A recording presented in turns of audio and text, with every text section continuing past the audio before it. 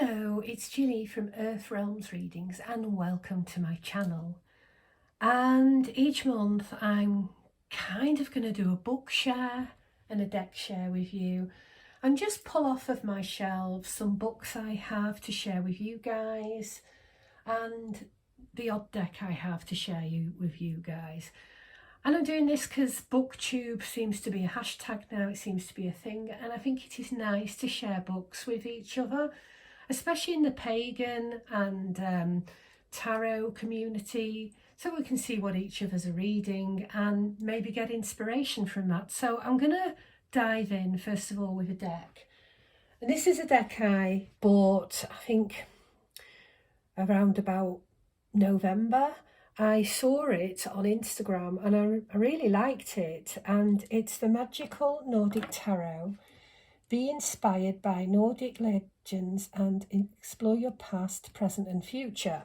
It's by a lady called Jane Wallace, who I believe is part of the Psychic Sisters brand. I don't ever read the books that come with a tarot deck, but they are useful and it gives you some, it is quite a nice book because it gives you coloured cards with the meanings. So it's a pip deck. So what I'm going to do is show you really the major arcana and maybe 3 or 4 pip cards, so you have an idea of what the deck is like. The backs are really pretty.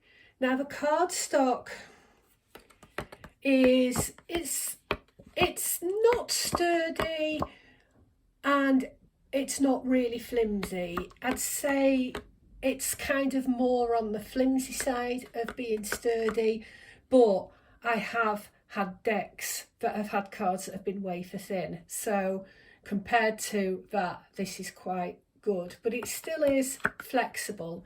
It is a shiny deck as well, but the colours are lovely, really nice colours. So I'm going to go through the cards and show you them.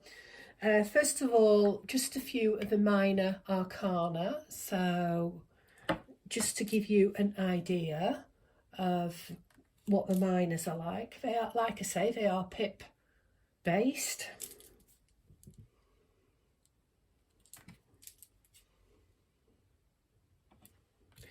And then into the major arcana, which has, it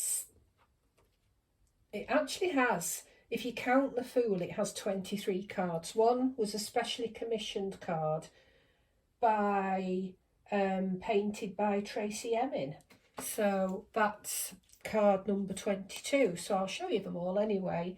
So excuse me, the Fool,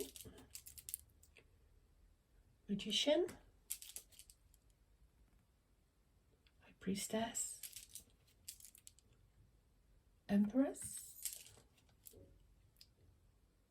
Emperor, Hierophant, Lovers, Chariot. They're quite pastel-y colours. Justice. For some reason, that card reminds me of the film Midsummer. I think probably it's because of the bear. Hermit, Wheel of Fortune, Strength, Hangman, Death, Temperance, Devil, Tower,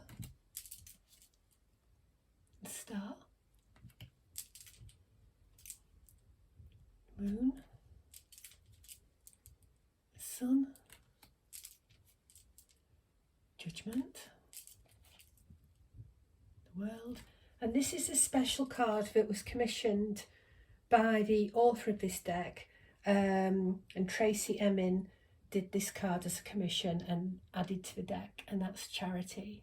So it's quite nice to have that extra card in, and it's unusual in a deck, and it's by an artist who's pretty well known. So that's the deck section.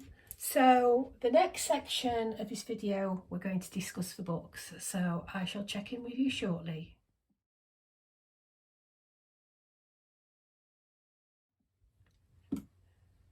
Hi, and let's now look at the books I've pulled off my shelves. There's a mixture here. There's a fiction book.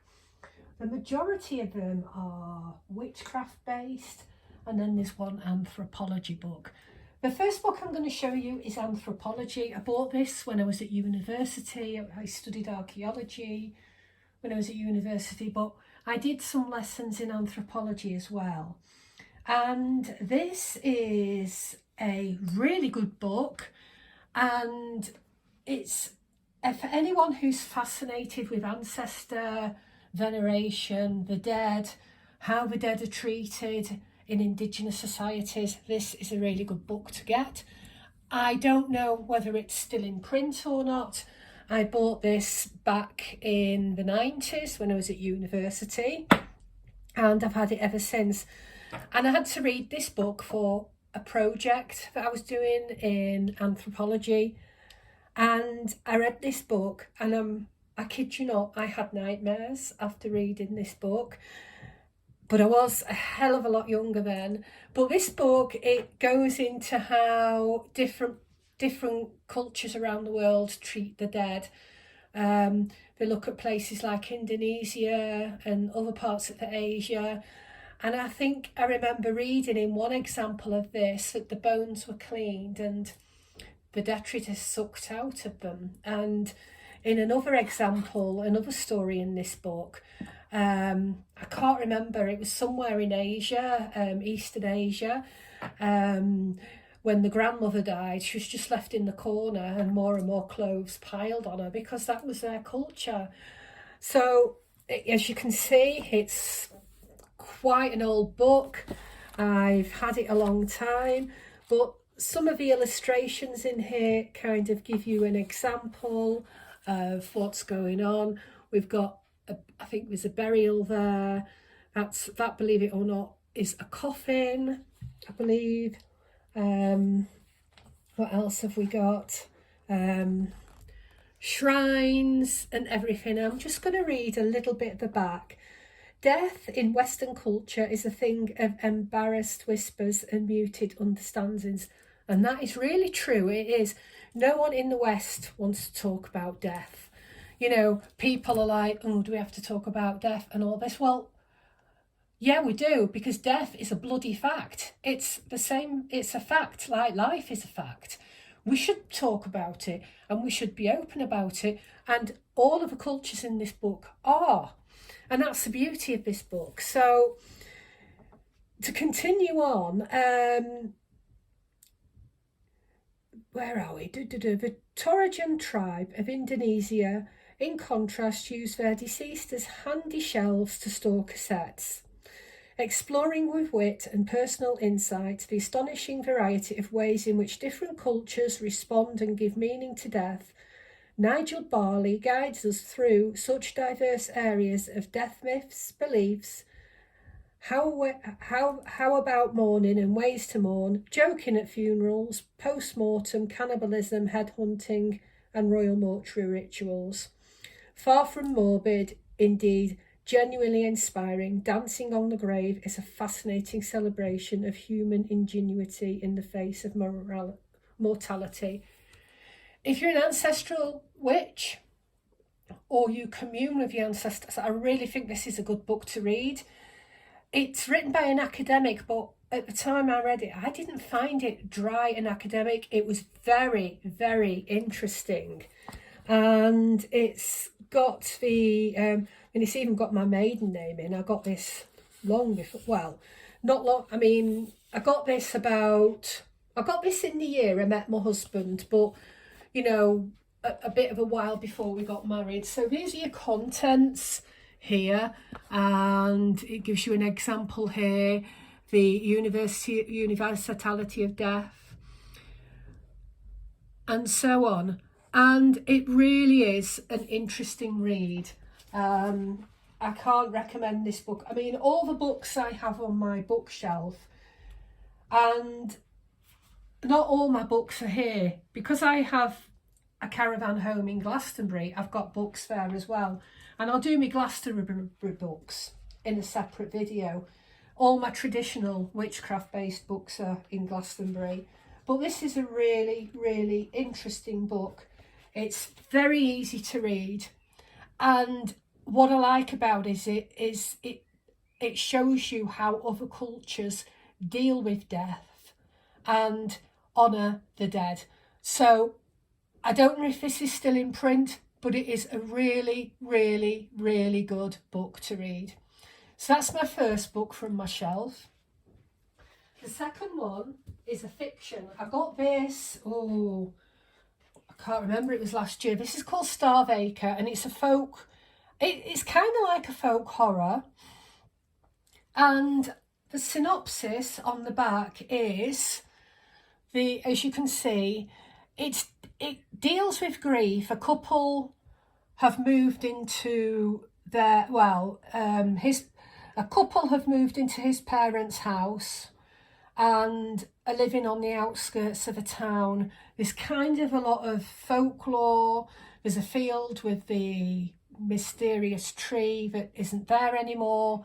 And then there's the couple who are recovering from the sudden death of their child.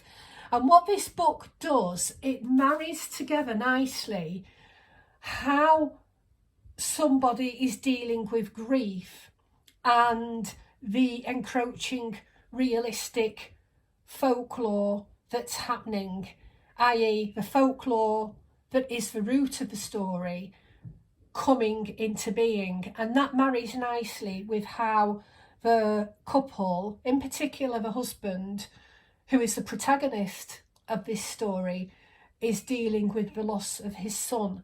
So it's a very easy read, and it's the ending. All I'll say about the ending, those last few words in the ending, oh my God, or goddess rather, he's written other books. Now his other books I wasn't too keen on, but I loved this, and it's a keeper for my bookshelf. Really is a good read, and that's the only fiction book that I'm going to show. The next book is, again, it's kind of related to the first book I showed you on death. This is also a book about death. I have a feeling this book is out of print. There's been many books published since with a similar kind of theme. I bought this book when it first came out, and that is The Witch's Book of the Dead. And it's a brilliant book. I read it cover to cover. It's by Christian Day, and I think he's the owner of the Hex shop in Salem, Massachusetts, I think. I got this book at the time it was published, and I read it, and it was brilliant. A brilliant book. It shows you ways to commune with the dead. It shows you it gives you safety advice, protection advice, all the things you need to know about spirit and dead communication are in this book. And I think that there are books that have been published since this came out about 13 or 14 years ago. But this is kind of, I think, was one of the first type of books on this subject to come out. And I'll just show you the contents of the pages, of the chapters rather.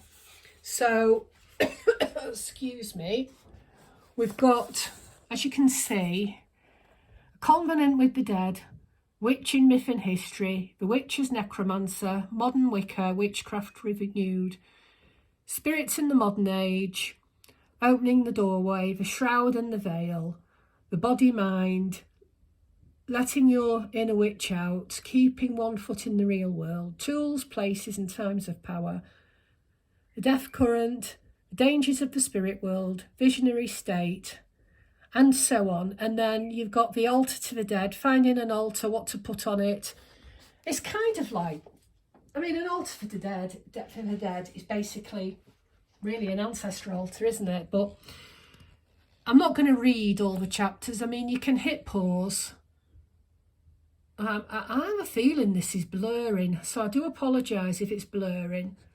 Even goes into ghost hunting. So you've got quite an extensive content there in this book. And for the back, it says the following: cross the threshold and summon the spirit. Witches are creatures of magic. They cast spells, heal the sick, and foretell the future. What might you not know is that witches can also commune with the spirits of the dead. According to legend, the spirits of the dead can confer magical talents, fame, love, and wealth on those brave enough to summon them. In the Witch's Book of the Dead, modern-day Salem warlock Christian Day shows you how to summon the spirits of our beloved to help you discover hidden opportunities, influence the mind of others, seduce the objects of your affection, and even reach into the dreams of the unwary. So this book basically does what it says on the cover. I'm not sure if it's still in print or not. I really don't know. Is there photos in this book? I thought there were, but I'm thinking of another book. Because I do have PDF books as well, and e-books as well. I mean, there you've got, it talks about the skull. The skull, if you want to use one on your altar, a real human one, a plastic one. I have on my ancestor altar 2 skulls. I have a rabbit skull to represent the earth and a magpie skull to represent the sky, to bring together that earth and sky. I do have a piece of real human bone. It's just a sliver of rib from an antique shop I got. I don't fancy having a human skull at all. It's just something I really don't fancy having done.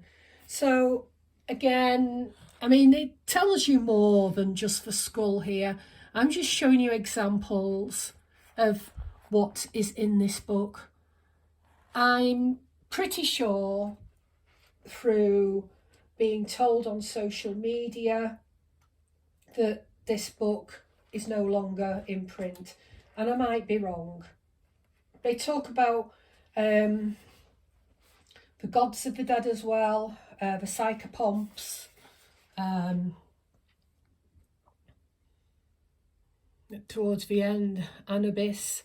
So if you're interested in doing ancestral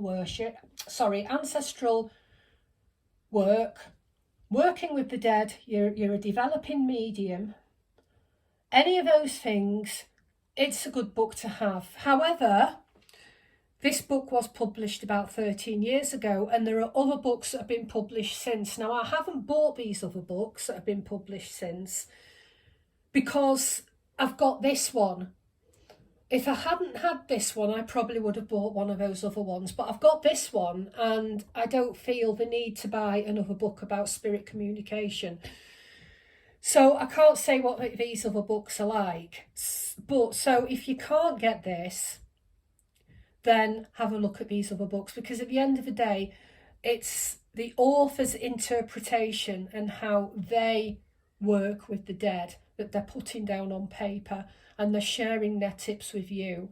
So if you can get your hands on this book, great. If you can't, no sweat, but it is a good book and it has some really good exercises in. So that's that book.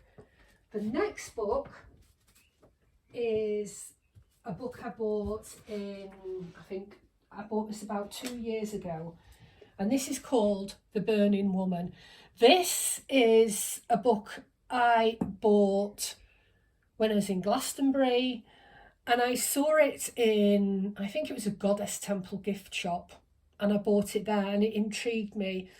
And again, it's a book I'm probably going to pull out to use for my journaling, and I'm just going to read the back for you. A must read for all women, a life-changing book that fills the reader with a burning passion and desire for change. The long-awaited new title from Amazon best-selling author Lucy H. Pierce, Burning Woman is an incendiary exploration of power and the feminine. She uncovers the archetype of the burning woman, fearlessly examining the roots of feminine power, what it is, how it has been controlled, and why it needs to be unleashed.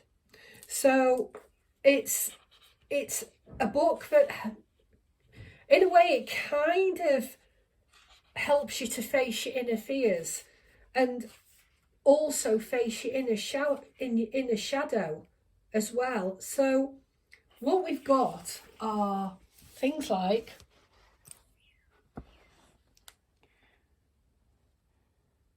Fire in the Feminine, the F Word, Women and Power, W for Witch, The Burning Times, Honour Killings, Woman as Sinner, The Masculine Dark, The Dark Arcs of Patriarchy. And then we have as well, let me get the next contents page up for you. Where have we got? The Feminine Dark, Initiations into Darkness, Journeys into the Underworld, Going Dark, Womb Space. Now, this section of the book was really helpful for me with not long after my husband died. And like I say, I'm going to do a video about that when I'm ready. And I had to go to the dark place. I had to process it. And this book really helped with that. It's a book to empower you. It's a really, really good book. And especially if you are into the goddess, femininity, or just empowering yourself, it's a really nice book to have. And as I say, I'm journaling, and I'm journaling really with the oracle deck that I have, which I showed you in the last book video, which is a Canada G. That's the oracle deck I'm using to journal with, but I'm also going to use this book as well in my journaling and revisit some of it. But it's a good book because it empowers you and it gives you some really good exercises. So that one is a great book, and it's still in print. The next book came out, it was not long ago published. I have this book on my altar, and it's The Wheel of the Year. This I got as a birthday present in December.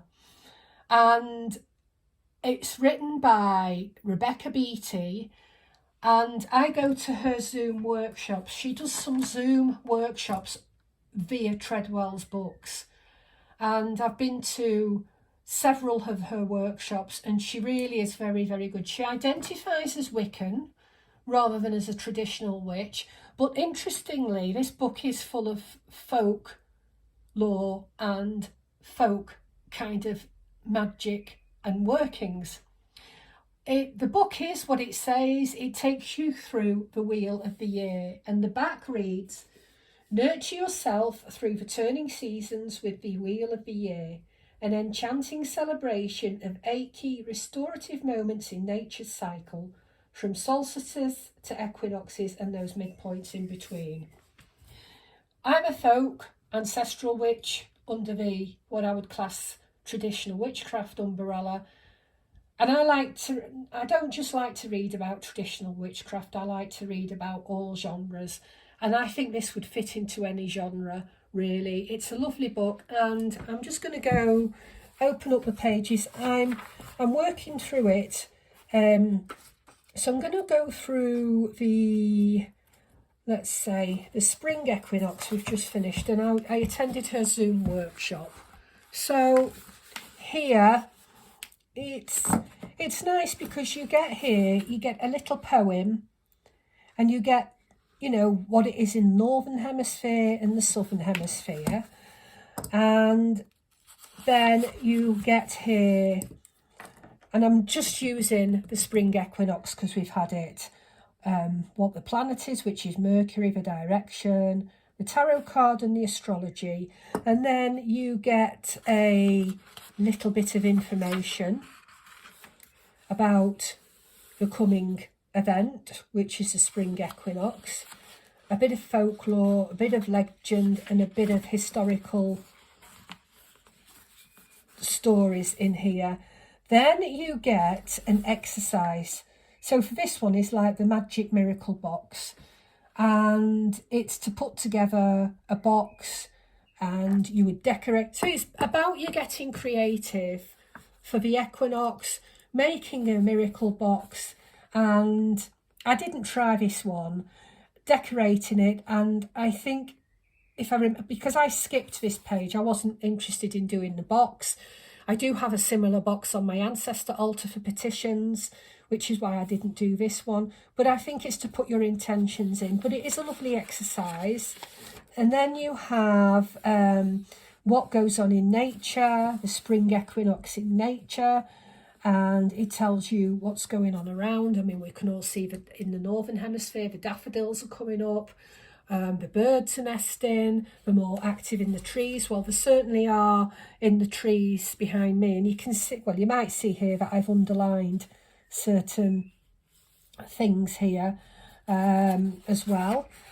And I do underline some of my books. And then journaling to find your balance. So there's journaling prompts as well. And again, I could use this in my journal that I keep locked away for journaling as well. So it's useful for journaling, and each chapter is very much the same, except you might get different exercises in. There's a thing about a book of inspiration. So it's very interesting. It's packed full of information about each of the spokes on the wheel of the year, and also it gives you exercises, advice, journaling prompts and creative prompts. Again, I think it's a staple to have on your bookshelf if you are a witch or pagan of any kind. So that's that book. 2 more books in this pile to go. This one, again, I can't say if this is in print or not. I really don't know. I bought this, years ago, about eight years ago maybe. And I'd seen a review of it on another channel and I really liked it. I am a Lancashire lass. It's the county I was born in, and it's the county I'm from.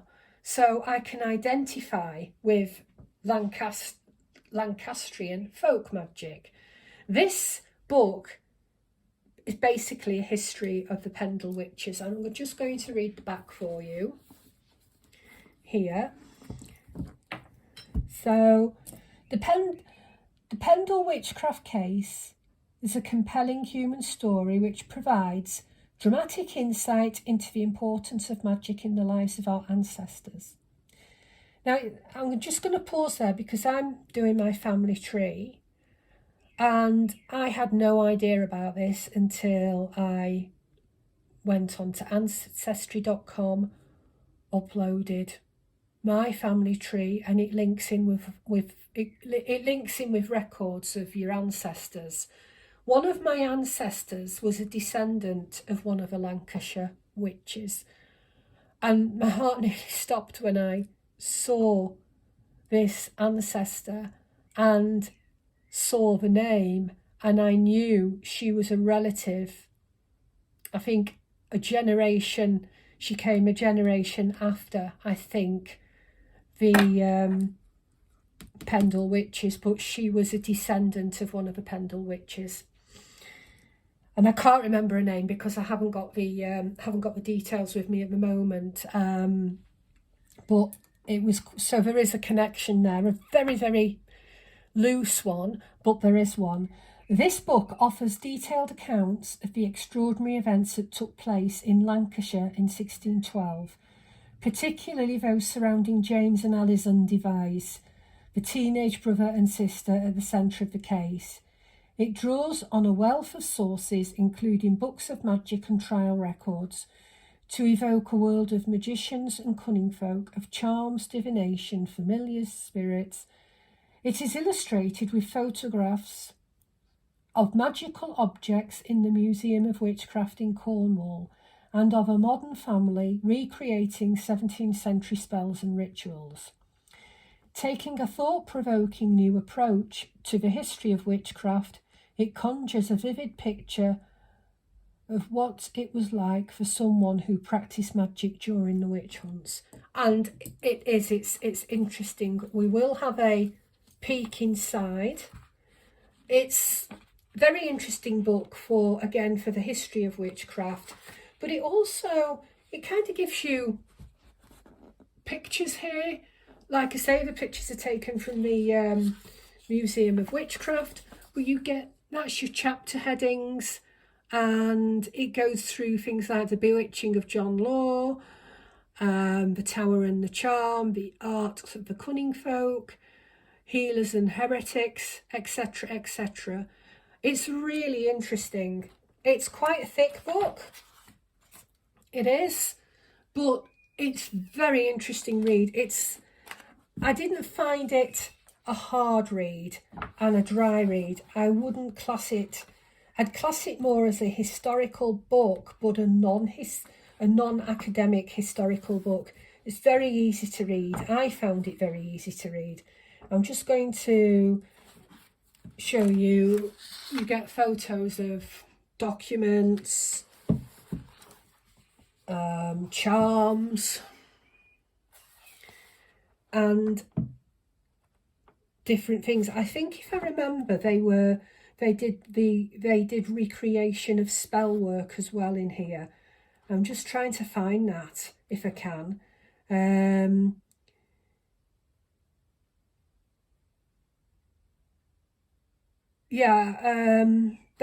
There's some charms in here that have been published, and it's interesting that a lot of the witches from the past used the Bible as a source of their spell work and magic. There's it looks like a witch bottle there. So you do have spells in it. For example, I do not want to hurt this frog, but my true lover's heart to turn, wishing that he no rest may find, till he come to me and speak his mind. So it does give you some charms which you could use in your own working. It's a very interesting book, and it's very easy. There's even a chapter on curses as well. There you go. So it's very, like I say, and there is a curse.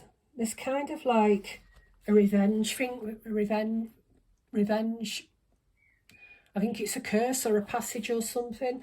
I mean, I haven't read this book in a long time, but I do delve into it.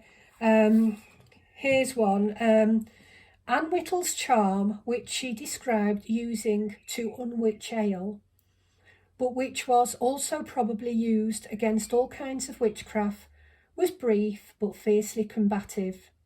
It depicts the witch lying the curse with 3 biters, the heart, ill eye, ill tongue, and opposes those 3 instruments of evil power with the 3 persons of the Trinity. 3 biters hast thou bitten, the heart, ill eye, ill tongue. 3 bitter shall be thy boost, Father, Son, and Holy Ghost.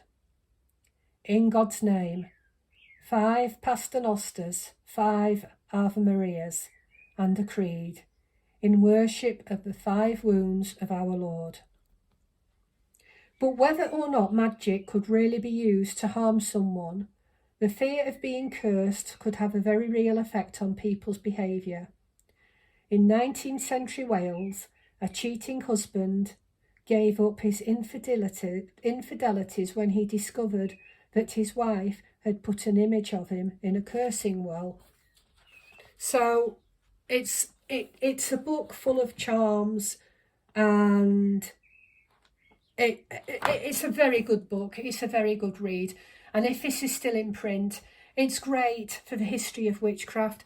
But it gives you traditional folk witch magic as well, because that's basically what witchcraft is. It started from here and even before. So this is a good book.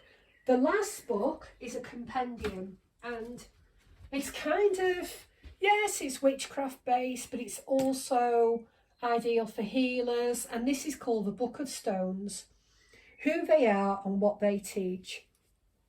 It's a thick book, and it's all about crystals. And I bought this because I wanted a reference book. I work with crystals, particularly in healing. All my rings are crystals. I think that's turquoise. I've got labradorite, amethyst and amber. I actually bought this ring in Moscow about 20 odd years ago. Well, longer, about 25 years ago.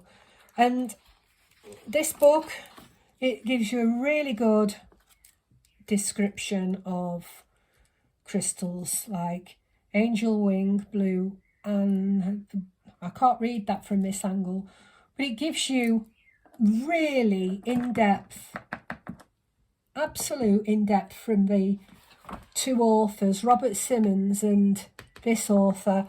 It gives you Robert Simmons's view and then Nyasha Ashane's view. So you get two different perspectives of the same crystal.